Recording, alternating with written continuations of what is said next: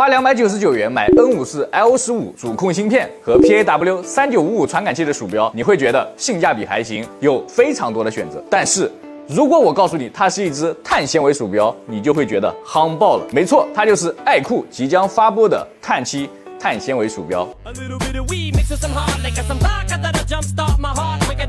碳纤维的手感真的是太棒了，使用纳米 UV 涂层，刚摸上去呢就感觉特别的细腻，有点像陶瓷的质感。另外表面做了一些纹理设计，触感有点像光脚踩在沙滩上的感觉，非常的舒服。经典的类狗模具，并且还做了优化升级。鼠标的尺寸如下。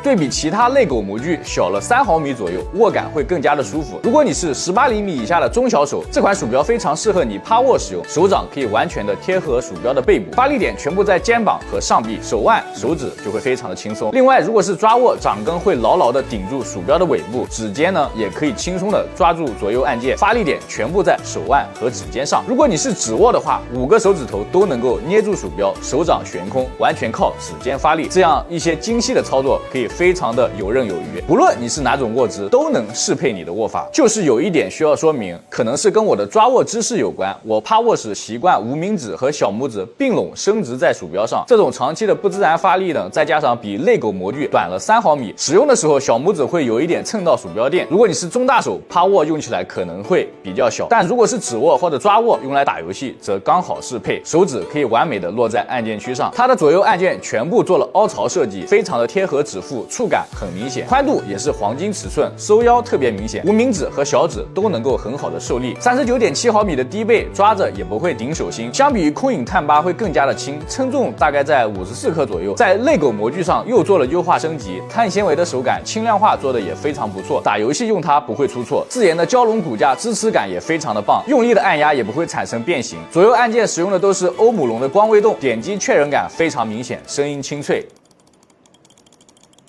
TTC 的金轮编码器滚动的时候段落感也特别的明显，在游戏中切换武器很精准。只用 Nordic 54L15芯片，延迟可以低至 0.125毫秒，支持有线、无线双 8K， 这个性能玩游戏自不必多说了。PAW3955传感器 DPI 支持400到6万5可调 ，AK Hub 也非常好用 ，DPI 回报率等都可以自定义的设置。OK 了，这就是本期视频的全部内容了。碳纤维神鼠50克左右的轻量化，抓握、指握都能完美适配，只要299元。如果你近期准备换鼠标的话，不妨考虑一下。这里是素人外设频道，如果你想要了解更多的外设产品，记得关注一下。